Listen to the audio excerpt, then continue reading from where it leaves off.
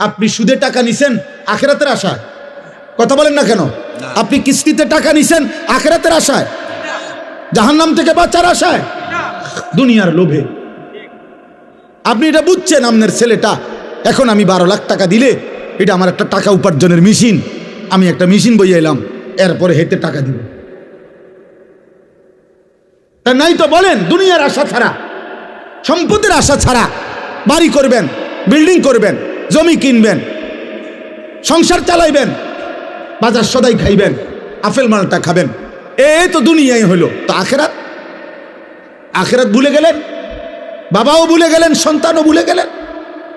আপনার ছেলে উপার্জন একদিন কর্মে না গেলে আপনার মনে গুসা হয়, কিরে ফুর্তি কি শুরু করলি, কামে যাস না কা।